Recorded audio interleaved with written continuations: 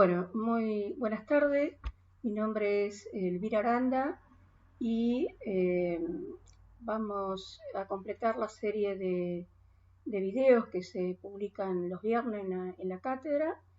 En esta oportunidad el tema es la unidad temática número 6 y yo quería en principio tratar de que se ubiquen tanto en el programa como en el Código Civil y Comercial, ubicar el tema, ¿no?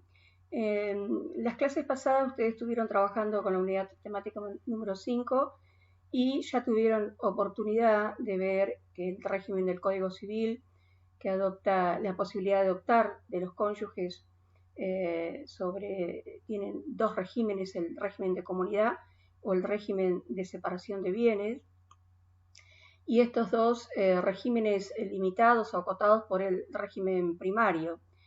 Esto en cuanto desde el punto de vista del programa, la ubicación. Entonces, en el régimen de comunidad vamos a ver ahora la extinción de la comunidad. Cómo se inicia la comunidad, ya lo vieron anteriormente, y ahora vamos a ver cuáles son las causas que traen aparejada la extinción de la comunidad. Y tratamos de ubicarnos en el programa de estudio, pero también vamos a ubicar el tema en el Código Civil y Comercial, y tenemos que decir que esto está regulado en el libro segundo, en el título 2, régimen patrimonial del matrimonio, y el capítulo 2 que habla de el régimen de comunidad. Y en la sección quinta está este tema, la extinción de la comunidad. Vamos a ver por qué causa se extingue la comunidad. En principio, tenemos que decir que vamos a ver que en relación lo primero que tenemos que señalar es que en relación a las causales, el artículo 475 me establece claramente cuáles son las causas de extinción de la comunidad. Pero en relación a ellos, nos preguntamos, ¿los cónyuges pueden establecer otras causales de extinción de la comunidad? No. En el artículo 475 se enumeran las únicas causales por las cuales se extingue el régimen de comunidad. Y los cónyuges no pueden pactar una causal diferente. Esto es muy importante tenerlo en cuenta.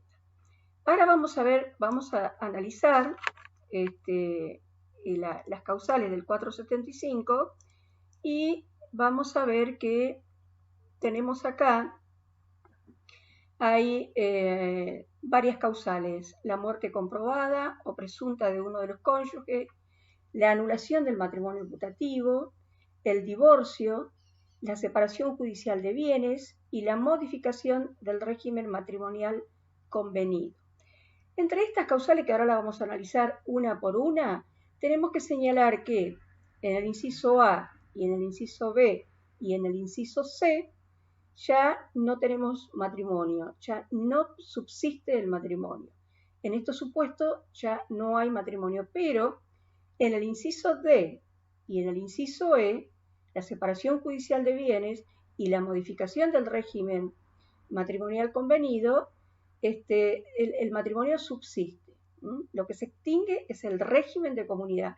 Por eso es muy importante tener en cuenta esta posibilidad que tienen los cónyuges de optar por uno u otro y modificarlo, cambiar el régimen con determinados requisitos.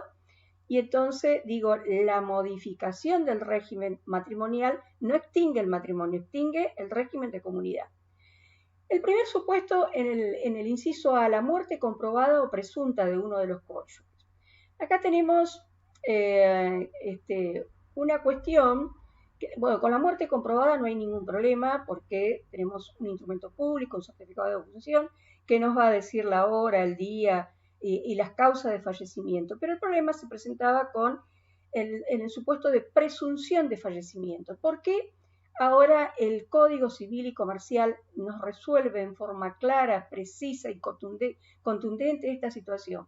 porque en el régimen anterior, en el régimen del Código derogado, teníamos una serie, teníamos por un lado el régimen originario del Código Civil y por el otro lado teníamos la ley 14.394 y no se sabía si se aplicaba uno u otro, pero lo cierto es que, por ejemplo, en el artículo 30 de la ley 14.394 se establecía que después de la sentencia y que se establezca el día presuntivo de fallecimiento y la inscripción, tenían que transcurrir 5 años desde el día presuntivo para que se extinga el régimen de comunidad y pueda liquidarse.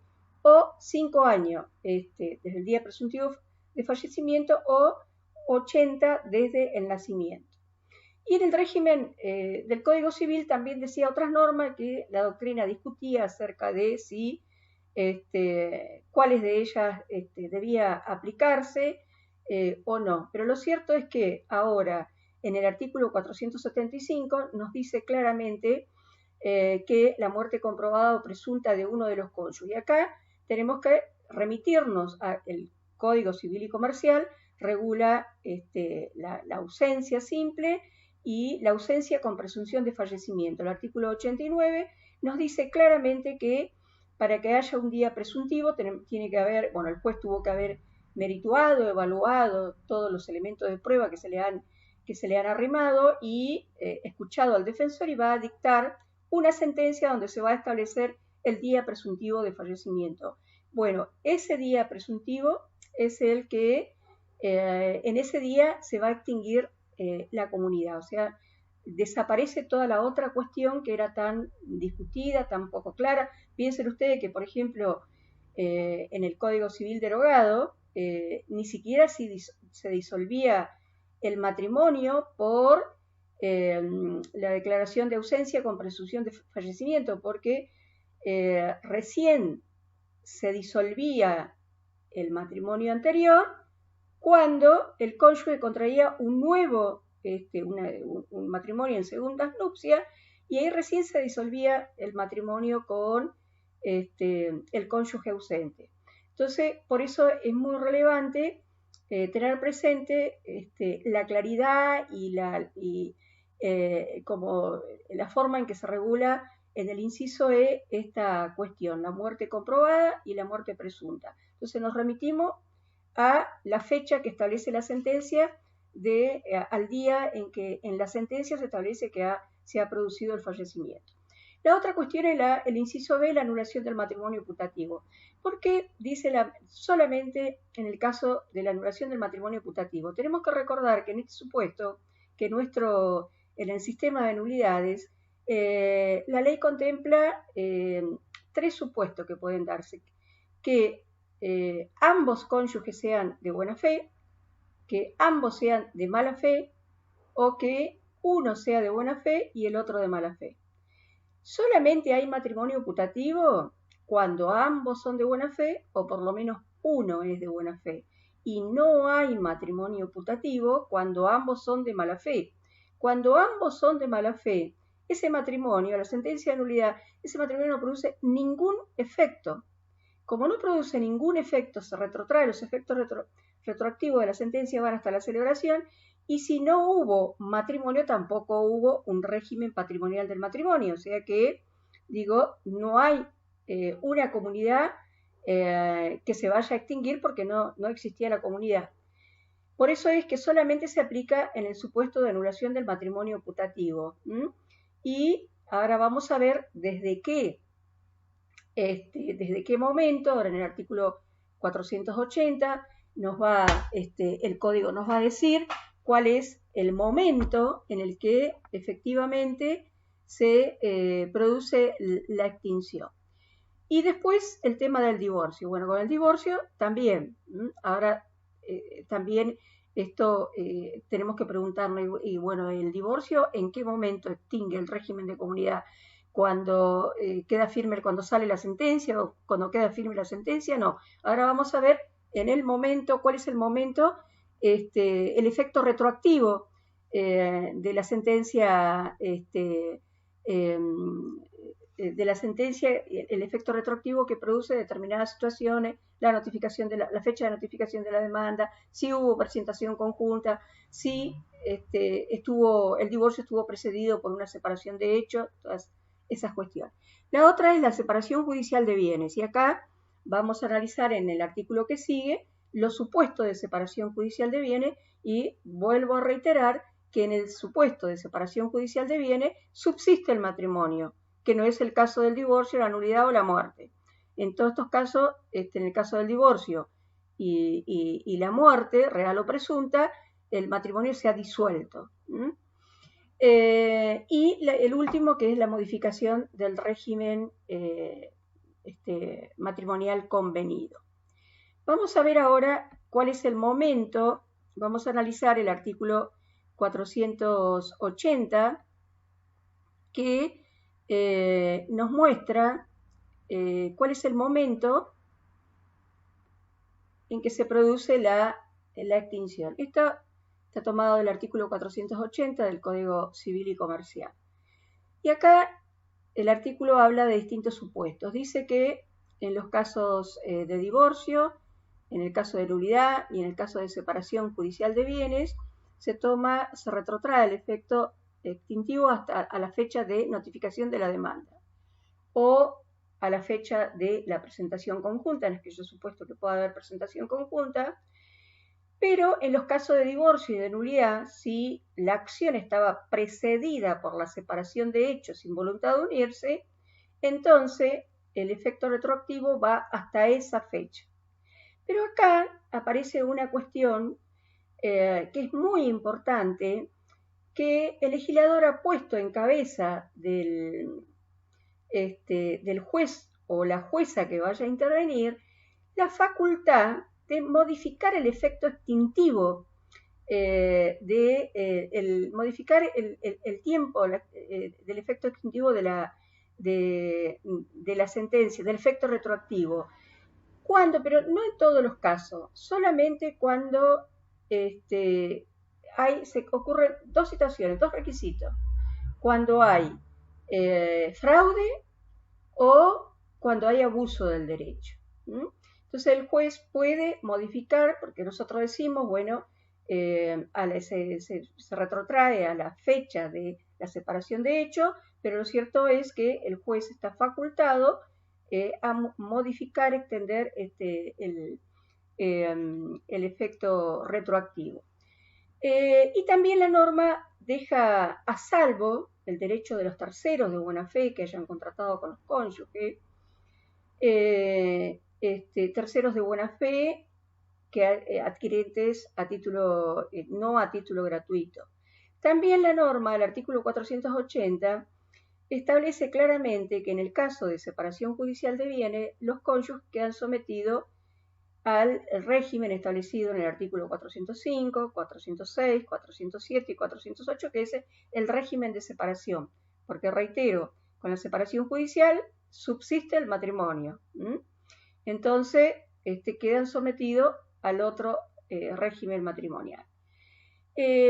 Vamos a ver ahora el tema de qué pasa con, por ejemplo, tenemos acá un fallo en relación a este tema, un fallo de acá de la ciudad de La Plata del año 2019, de la sala segunda, en el que se ve claramente la importancia práctica que tiene determinar con exactitud la fecha del efecto retroactivo de la sentencia que extingue la comunidad. En este caso, la actora era la mujer que había hecho una presentación unilateral y había presentado la propuesta de convenio regulador y había consignado había consignado una fecha de separación de hecho, pero cuando se le da traslado al marido, el marido discute esta situación. Entonces estábamos ante una situación de desacuerdo en cuanto a uno de los aspectos relevantes que tendría que estar establecido en el convenio regulador. Hay un desacuerdo, pero este desacuerdo no impide que se dicte la sentencia, como lo dice claramente el Código Civil y Comercial. Entonces, en primera instancia se dicta sentencia, haciendo lugar al divorcio, y se establece que la sentencia, la comunidad se extingue a la fecha de la notificación de la demanda, o sea, la primera parte. El demandado, que en este caso era el marido, plantea una apelación porque considera que el efecto extintivo debía retrotraerse a la época de la separación de hecho. No había acuerdo en cuanto en qué momento se produjo la separación de hecho, y este es un tema muy relevante porque allí quedarán o no comprendidos bienes que van a ser sometidos a la etapa de indivisión o a la etapa de liquidación o partición de la comunidad. Lo cierto es que se apela y en la Cámara lo que se dice es que, bueno, no, se modifica parcialmente y se establece, se modifica el carácter, establece como que el efecto extintivo con un carácter meramente provisorio hasta que en primera instancia se discuta, se sustancie y se resuelva el tema del momento en que se produjo la separación de hecho, que es una cosa que estaba discutida no había acuerdo entre los cónyuges.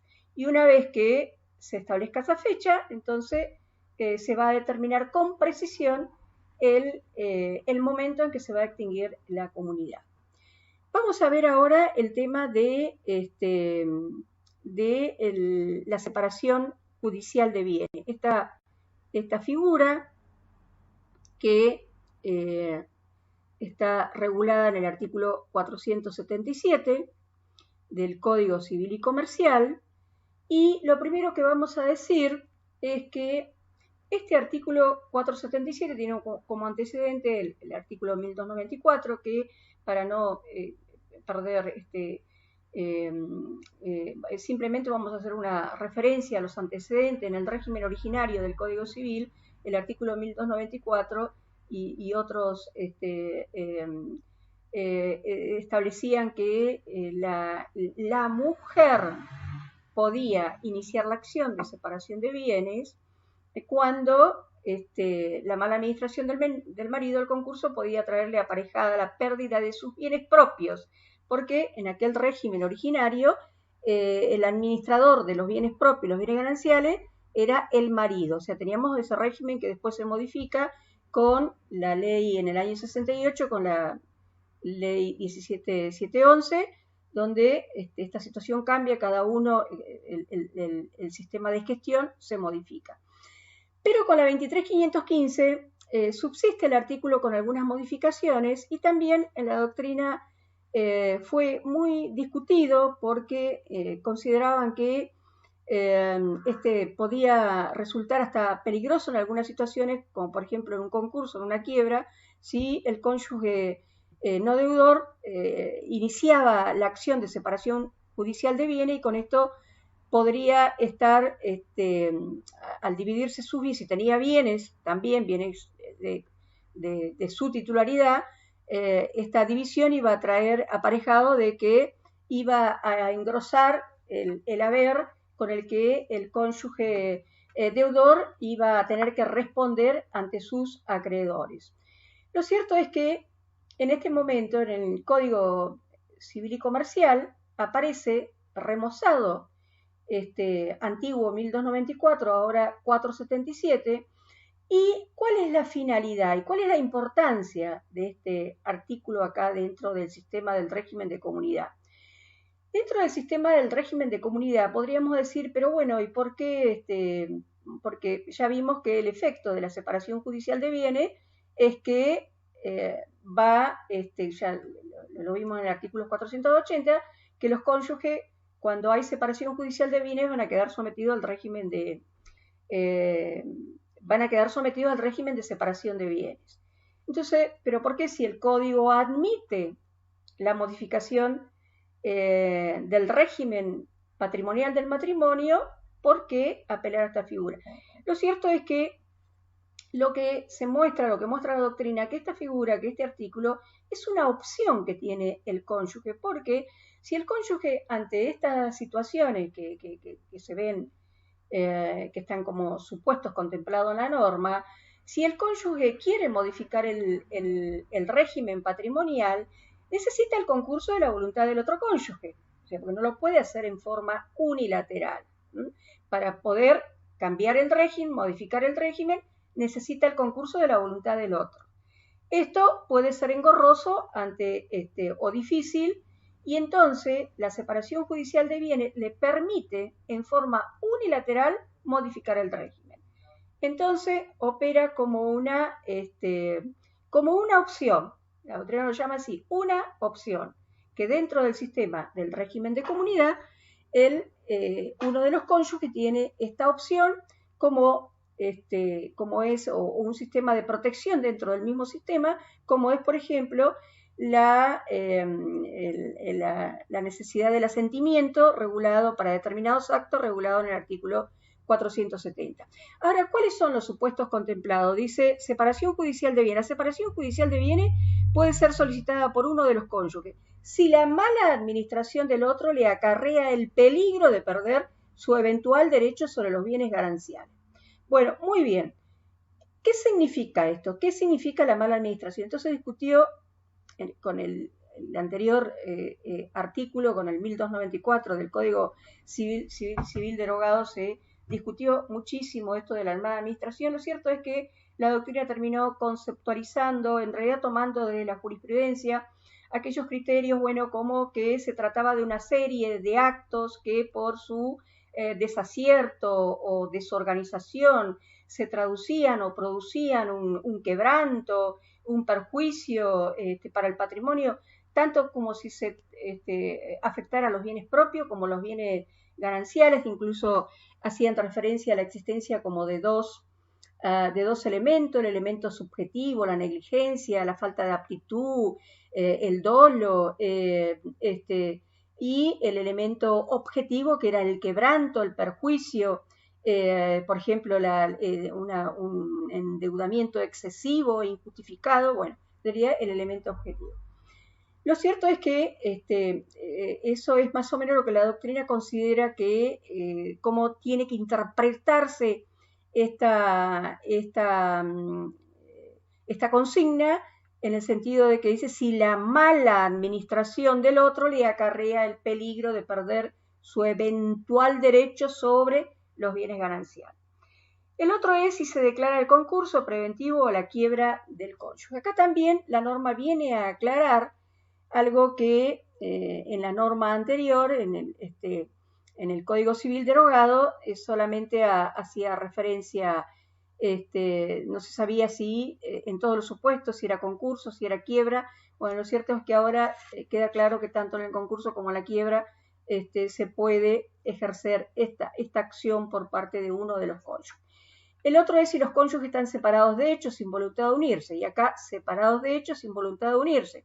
Anteriormente la norma hablaba del abandono, como asimilándolo a la figura del abandono voluntario y malicioso, que era una causal de separación o de divorcio, una causal subjetiva de divorcio, y en este caso, entonces acá ya no hablamos de abandono ni de separación voluntaria, sino si los cónyuges están separados de hecho, se objetiviza el supuesto, si están separados de hecho sin voluntad de unirse, porque también se daba en muchos casos que no había ni siquiera tal abandono, sino que los cónyuges se habían puesto de acuerdo en separarse, dada la imposibilidad de continuar con la convivencia, y la norma no contemplaba esos supuestos. Entonces aquí el 477 resulta más claro, más preciso, más contundente en cuanto a este supuesto que habilita a ejercer la acción de separación de bienes. Después tenemos el inciso D, si por incapacidad de excusa de uno de los cónyuges se designa curador del otro a un tercero. Lo primero que tenemos que decir es que si a una persona se le designa curador es porque ha sido declarada incapaz. Y en nuestro Código Civil y Comercial una persona puede ser declarada incapaz cuando tiene una imposibilidad absoluta de interactuar con su medio o de expresar su voluntad de ninguna forma, no poder expresar su voluntad de ninguna forma, y además han fracasado los sistemas de apoyo. En ese caso, el juez puede declarar la incapacidad y le va a tener que designar un curador. Ahora, ¿qué pasa? El Código Civil establece que, bueno, ¿a quién se va a nombrar curador? ¿A quién se puede nombrar curador? El Código establece que puede ser el cónyuge, el conviviente, o los parientes, o los hijos, o los padres, pero también los padres podrían designarle curador en determinados supuestos y aún el mismo incapaz podría a través de las directivas anticipadas previstas en el código establecer quién quiere que ejerza